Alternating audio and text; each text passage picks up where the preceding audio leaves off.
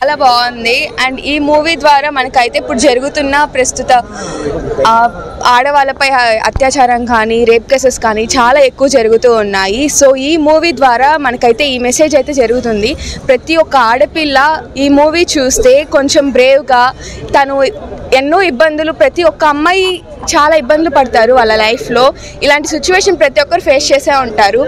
దాన్ని బ్రేవ్గా దాచిపెట్టకుండా బయటికి చెప్తూ మనం ఇంకా బాగా ఎదుర్కోవాలి అంటే ఇప్పుడు జరుగుతున్న అత్యాచారాలన్నీ ఆపివేయాలి అంటే అమ్మాయి ఒకరు ఎదురు తిరగడమే.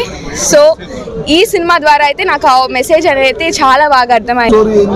స్టోరీ బాగుంది అండ్ మ్యూజిక్ కూడా నాకు చాలా నచ్చింది. సాంగ్స్ బాగున్నాయి, మ్యూజిక్ బాగుంది, అంతా బాగుంది, డైరెక్షన్ చాలా బాగుంది. నమస్కారం. ఇప్పుడే సాఫ్ట్ క్రియేషన్స్ నిర్మించినటువంటి కావేరీ సినిమా చూడడం జరిగింది. ఇది పూర్తిగా మన Nellore actors and director Rajesh గారు నిర్మించినటువంటి డైరెక్ట్ చేసినటువంటి చిత్రం. చాలా అద్భుతంగా సున్నితంగా చూపించారు. స్క్రీన్ ప్లే చాలా బాగుంది, డైరెక్షన్ కానీ ఆ బ్యాక్గ్రౌండ్ మ్యూజిక్ చాలా బాగుంది.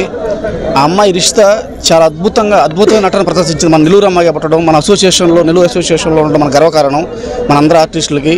సో ఇది ఇలాంటి మంచి కథని ఈ టైంలో మొన్న కలకత్తాలో జరిగినటువంటి ఒక అమ్మాయి డాక్టర్ పైన జరిగినటువంటి ఒక అఘాయిత్యాన్ని ఈ సిచ్యువేషన్ జరుగుతున్న సిచ్యువేషన్లో ఈ ఒక అమ్మాయి మీద జరిగినటువంటి అఘాయిత్యాన్ని ఇదివృత్తంతో తీసుకొని చాలా అద్భుతంగా సున్నితంగా డైరెక్టర్ గారు చాలా శ్రావ్యంగా చూపించారు.